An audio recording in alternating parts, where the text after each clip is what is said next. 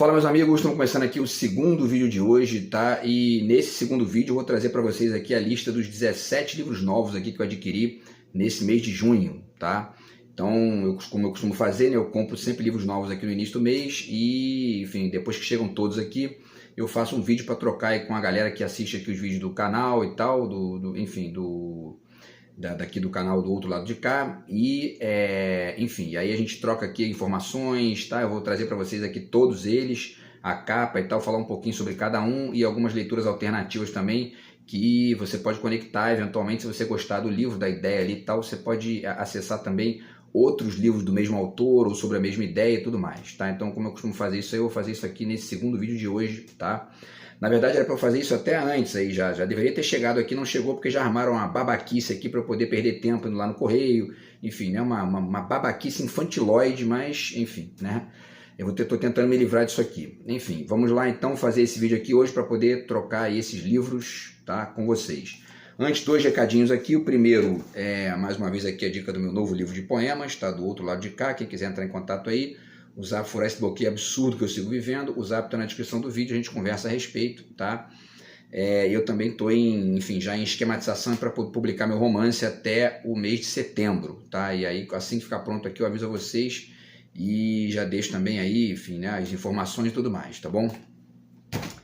E o segundo recado, né, é que ontem saiu a notícia de que a Adélia Prado, né, a nossa poetisa aí, 88 anos, ela, enfim, ganhou o prêmio Camões, né, desse ano, tá? Foi premiada, parabéns para a Adélia Prado aí, enfim, uma poetisa aí da nossa história, tá?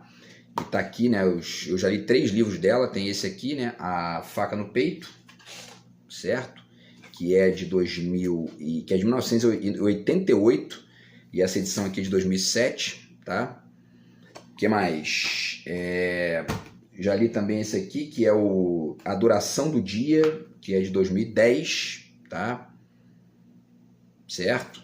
E deixa eu ajeitar aqui. E também, para finalizar, esse aqui é o Miserere, tá? Que é um livro de 2013 dela aí, sensacional, tá? Parabéns para Adélia Prado. E não faltou quem fizesse a piada lá com o Zema, né? Porque o Zema... Tem alguns meses aí que ele foi lá dar uma entrevista numa rádio e falaram da Adélia Prado, que é uma poetisa de Minas Gerais. Ele, ela trabalha aqui, quer dizer, enfim, patético, mas essa nesse caso, né, essa é a direita bolsonarista, né? A direita bolsonarista é essa gente aí que já anda e fala, já é um milagre, né, um aborto milagroso da natureza, como diz um amigo. Então, quer dizer, esperar que ele saiba quem é a Adélia Prado já é pedir demais, né? Mas enfim. E aí seria interessante dar para ele entregar o prêmio para ela. De repente ele passa a conhecer e melhora um pouquinho como ser humano lá, né? Enfim, pessoal, então vamos lá. Falar um pouquinho sobre a dica aqui, tá? As dicas que a gente... Aliás, os livros, né, que eu adquiri aqui esse mês, tá? Que servem de dicas para vocês aí, para quem se interessar, tá? Além dos livros, eu comprei também 2 filmes, tá? Esse mês também troco com vocês aqui. Esse filme A Onda, tá? Que é um filme já antigo aí, né? Se não me engano, de 2006, eu acho, esse filme.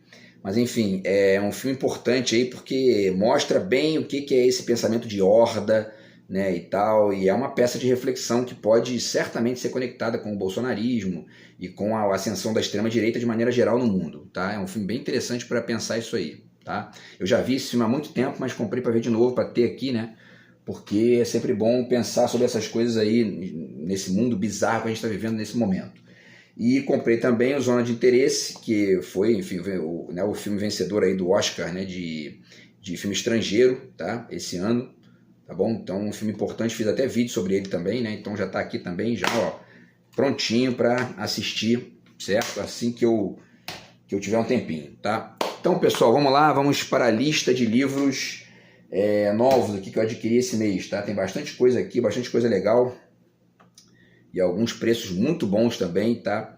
Então, primeiro tem esse livro aqui que se chama O Texto Estranho, da Lucrécia D'Alessio Ferrara. Tá vendo? Tá esse livrinho de bolso aqui, né?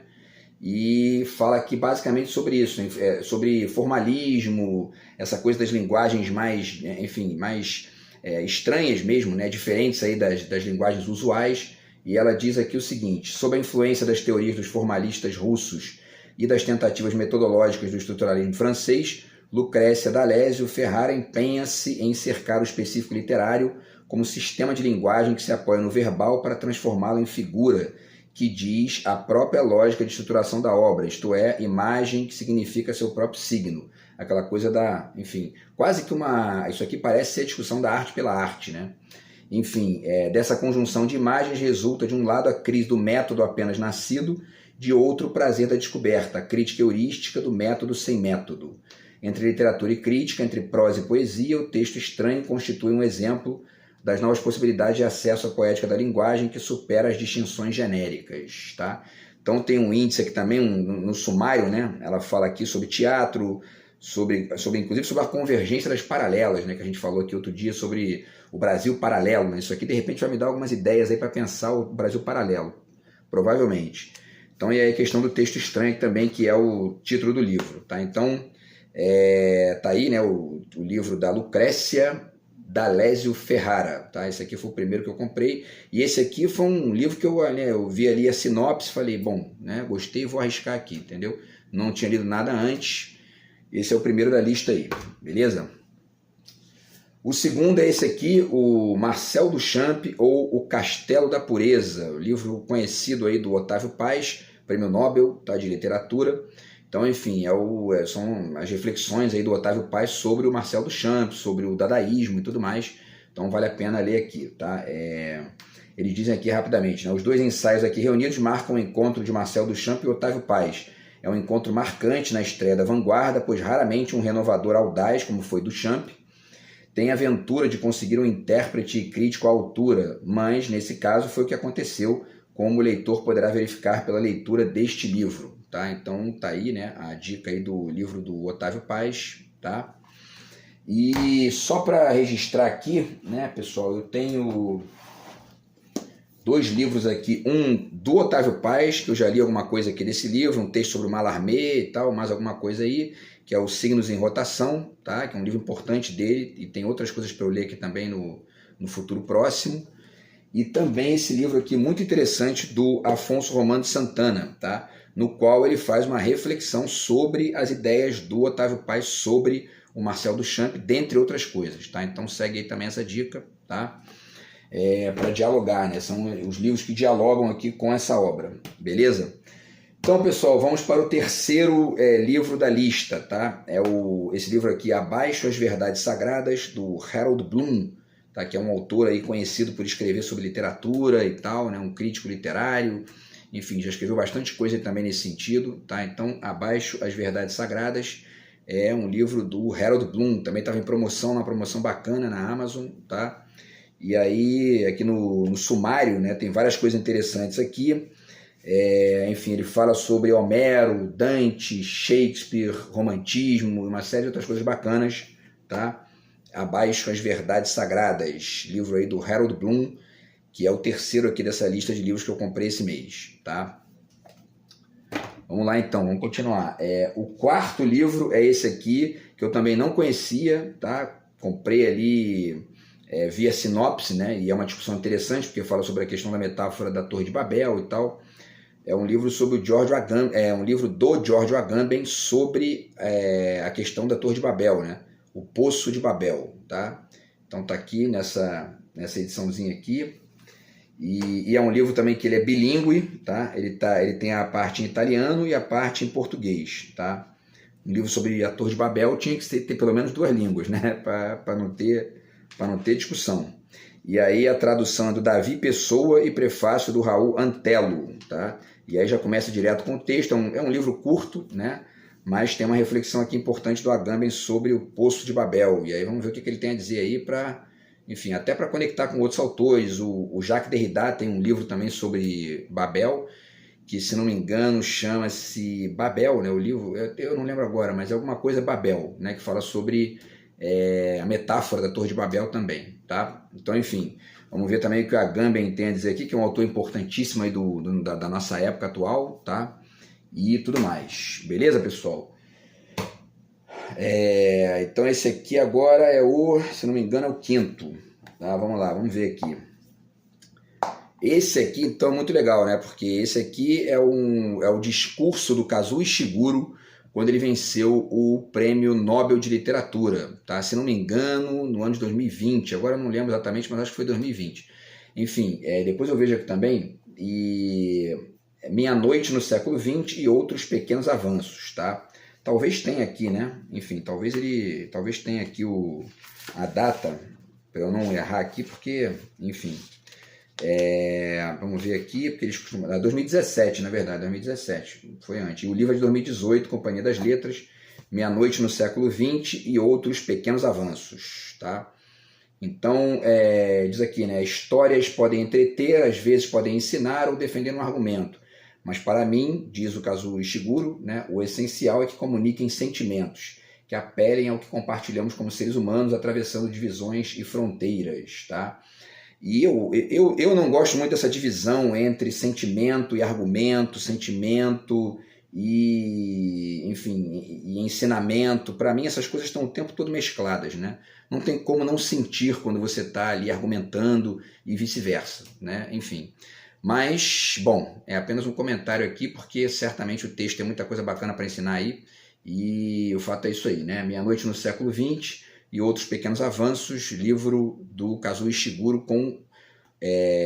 eu não sei se é um dos textos ou é o livro inteiro, que é o discurso que ele fez quando ele estava recebendo o Prêmio Nobel, lá em 2017, tá? Então, enfim, mais uma aquisição bacana aqui. Próximo livro também fala sobre a Torre de Babel, né? É um livro aqui do Zygmunt Bauman, tá? Chama-se justamente Babel, tá? E é um livro que tem um diálogo aí, né? Um debate ali entre ele e um cara chamado Ezio Mauro, tá? Então tá aqui, Babel entre a incerteza e a esperança, tá? Então o debate aí do Zygmunt Bauman com o Ezio Mauro.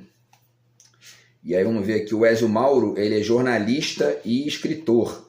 Nascido na Itália, ele trabalhou por mais de 40 anos nas principais redações de seu país, foi correspondente internacional e dirigiu os importantes periódicos La Stampa e La Repubblica. E o Bauman é esse sociólogo, né, extremamente conhecido aí, com enfim, dezenas de livros interessantes e importantes aí, e eles vão discutir aqui justamente essa questão, tá? Só o primeiro parágrafozinho aqui, né, da sinopse. Estamos no interregno entre o que deixou de ser e o que ainda não é. Nenhum dos movimentos sociopolíticos que ajudaram a minar as bases do velho mundo está pronto para herdá-lo. Não surgiu nenhuma ideologia ou visão consistente que prometa dar forma a novas instituições para este novo mundo. O Bauman, eu fiz um vídeo aqui outro dia e o professor Girafales me ajudou aqui a desenhar um esbocinho aí. Humildemente, aqui no terceiro mundo, no Brasilzinho aqui, tá? Mas enfim, tem uma tese aí, hein? Dá para... De repente eu consigo publicar, né? Vamos ver, né? Então, enfim, tá aqui, tá? A torre de... aliás, o livro chamado Babel, né? Entre a certeza e a esperança, que é, enfim, um debate aí entre o Bauman e o Ezio Mauro, jornalista italiano, tá? E aí vamos ver se tem alguma coisa aqui no sumário. Tem aqui o espaço desmaterializado, o espaço social em transformação e os solitários interconectados. Beleza, pessoal? E aí vale só aqui a dica, né, dos livros que eu já li do Bauman, que são justamente o Modernidade Líquida, tá? Tá aqui, né? O Modernidade Líquida, que eu falo bastante dele aqui também, né? Inclusive fazendo certas críticas ali. E o Capitalismo Parasitário, esse livro dele aqui eu também já li, tá? E tem outros aqui outros dele que eu ainda não li, Vida Líquida e tal, enfim, mas estão aqui na lista também, certo? Bom, então, mais um, né? Vamos lá. Deixa eu ver o tempo aqui. Então vamos lá, tentar dar uma adiantada para não perder o tempo. O próximo livro é o Teoria do Fim da Arte, tá? Do Pedro Suseking, tá? Então fala sobre essa tese aí do fim da arte. Eu já li aqui que ele faz uma compilação e uma reflexão sobre várias teorias do fim da arte, que são várias teorias que foram se desenvolvendo pelo século XX, tudo mais, depois das vanguardas, e essa discussão foi ganhando terreno aí, o quanto que a arte se mistura com a vida fora da obra e com a sociedade, o quanto que esse conceito vai ficando meio que, enfim, né, começa ali a perder inclusive a nitidez, etc e tal, quer dizer, e vários autores foram falando sobre isso a partir de vários olhares e tal, e certamente tem vários aqui que eu não conheço, alguns que eu não conheço, e vou dialogar aqui com esses autores também, para além daqueles que eu já conheço e tal, enfim, certo? Então tá aqui o livro do Pedro Suseking, que é o o Teoria do Fim da Arte, beleza? Então esse aí é mais um aqui da lista. Vamos para o próximo aqui. Esse aqui é um livro do Roberto da Mata, e aqui é um livro de crônicas, né? Várias crônicas aqui do Roberto da Mata, que é esse sociólogo sensacional aí da história do Brasil. E, enfim, então esse livro aqui é uma edição, tá, da Rocco Editora, chama-se Brasileirismos, além do jornalismo, aquém da antropologia e quase ficção, tá? Então tem várias e várias aqui crônicas, né, talvez tenha mais de 100 aqui, né? Eu não contei, mas tem muita coisa, tem muitas crônicas, e aí tem os títulos aqui no final também, que ajuda aí enfim, especificar os temas, né? Você saber o que ele vai falar ali no texto e tal. Isso é bom para pesquisa também. Então tá aqui o Roberto da Mata, Brasileirismos, esse livraço aí do Roberto da Mata, com crônicas dele aqui, tá? E também já vai para a lista aqui, e é o tipo do livro que você vai lendo, vai pesquisando, daqui a pouco lê de novo e tal, né? Só para registrar, tá aqui o livro do Roberto da Mata que eu já li, que é esse aqui, O que faz o Brasil, Brasil. Eu já li também um capítulo do Carnavais, Malandros e Heróis, né? Mas como eu não li o livro inteiro, eu não separei aqui. Então, segue aí essa dica também bacana, O que faz o Brasil, Brasil, um livro muito legal aqui do Roberto da Mata, tá?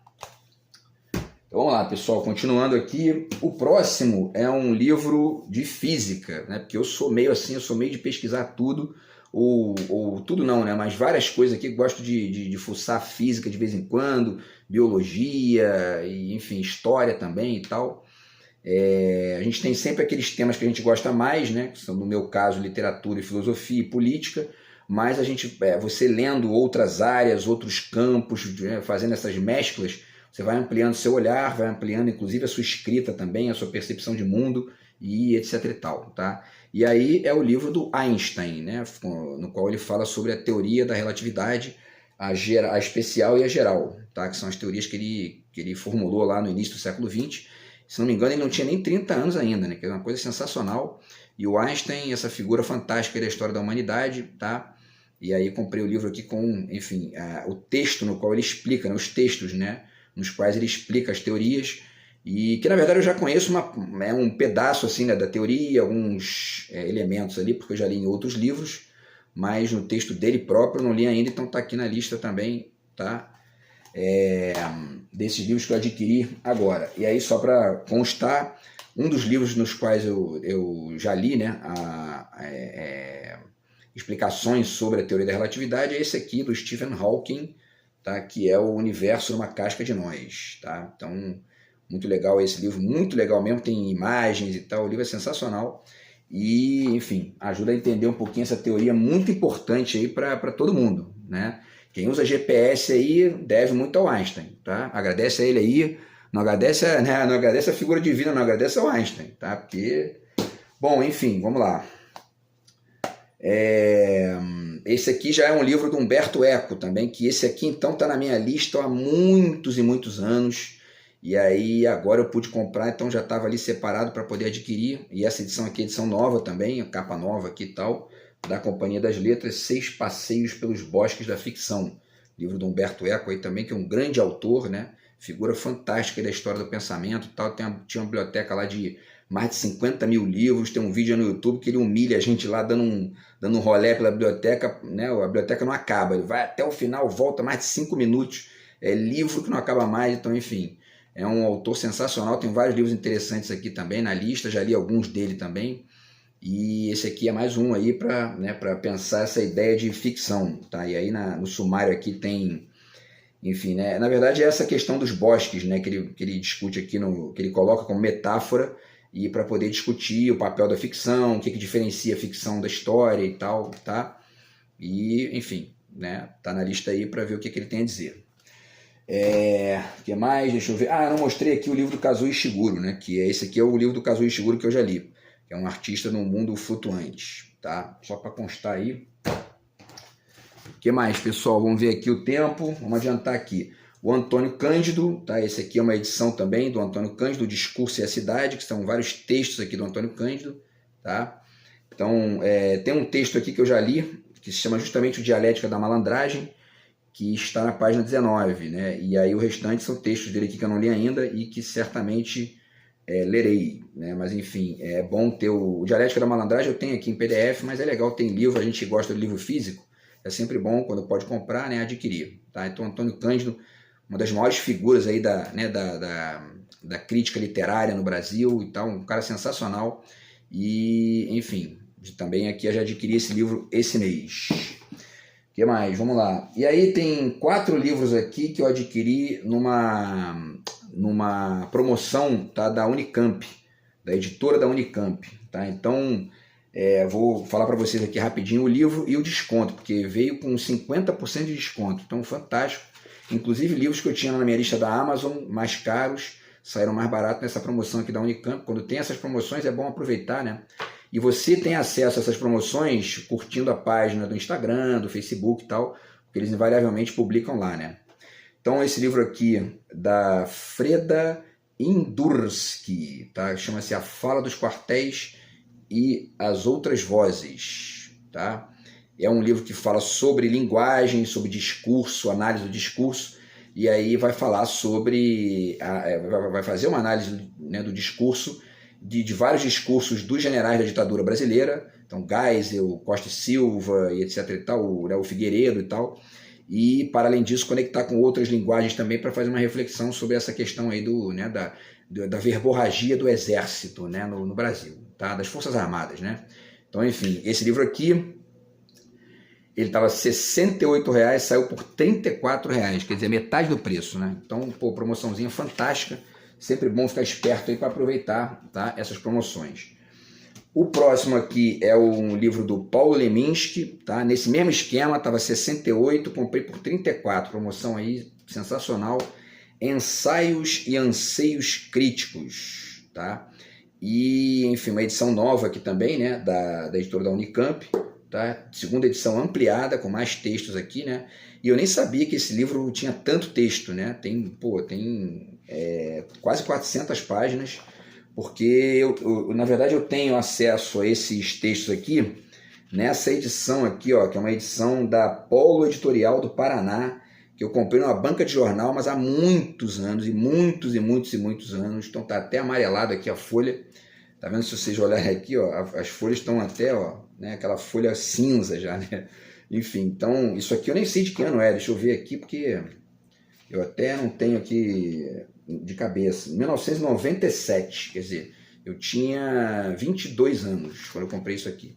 Então, enfim, isso aí já tem 27 anos, né? Então, e aí esse texto aqui, esse livro, ele é menor, né? Ele tem 95 páginas, tá? Então, quer dizer, muito menos, 3 ou 4 vezes menos do que aquele ali, né? Então, eu achava que o livro era menor, mas que bom, né? Tem mais coisa aqui.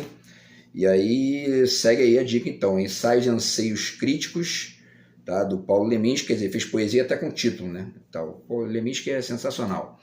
Então, enfim, e aí tem vários textos aqui, inclusive tem um texto no qual ele explica a ideia do inutensílio, que depois foi apropriada pelo Manuel de Barros, né, o poeta do Pantanal. Tá? Então, mais uma vez aí, de 68 por 34 reais, beleza?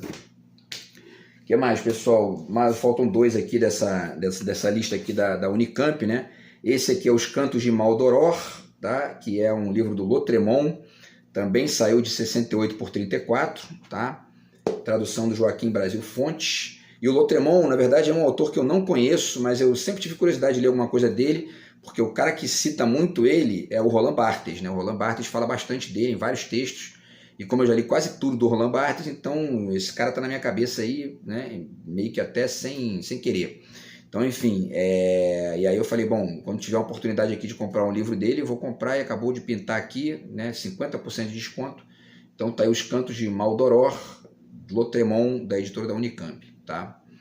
Enfim, e aí, pessoal, para finalizar, né, o último livro dessa lista aqui dos 4, né, da Unicamp, A Literatura em Questão, livro do Marcos Natali, tá? E esse aqui, então, o desconto foi até maior em termos absolutos, né? 50% também, mas de R$ 73,00 por R$ 36,50, certo? Então, esse livro aqui do Marcos Natali, A Literatura em Questão, é um livro que fala sobre os problemas da literatura, né? Daqui acostumados a livros que fazem defesa humanista da literatura, no mundo cada vez mais violento, desumano e regido por lógicas comerciais, temos aqui uma obra que trata de um assunto nada óbvio ou comum e que aborda a literatura de um ângulo contra-intuitivo.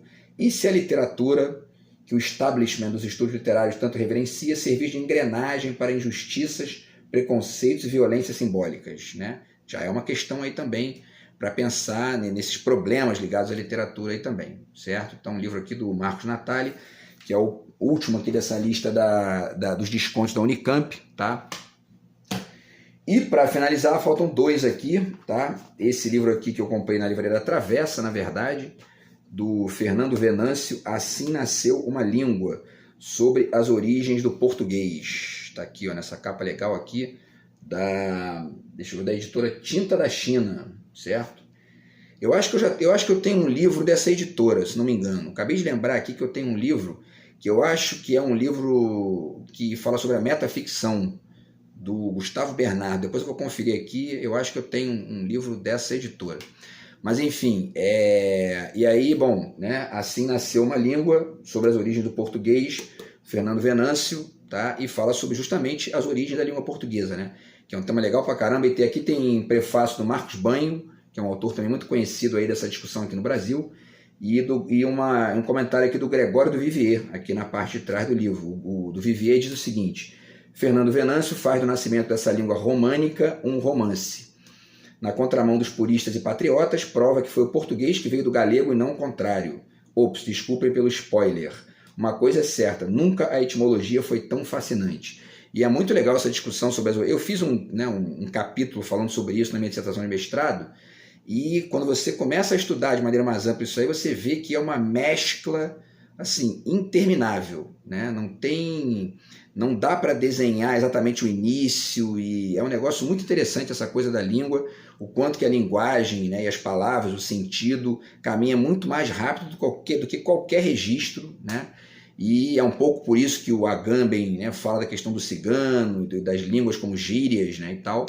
E, enfim, você fazendo um estudo que é um estudo fora daquela lógica muito básica, né, de começo, meio e fim, você pega essa complexidade e é enriquecedor isso, né? Enfim, e ajuda inclusive a gente a entender a riqueza também da gíria no mundo atual e tudo mais, tá? Então, quer dizer, bom, é apenas um comentário aqui sobre outras coisas que eu já li, mas esse aqui também já está na lista. Assim Nasceu uma Língua, sobre as origens do português, Fernando Venâncio, beleza? Esse aqui é o penúltimo da lista aqui de hoje, tá? E para finalizar, esse aqui na verdade é um livro que é um texto que eu já li, inclusive utilizei ele no romance que eu acabei de escrever e vou publicar. E o Mallarmé é um personagem do romance, também já adianto aqui para vocês, tá?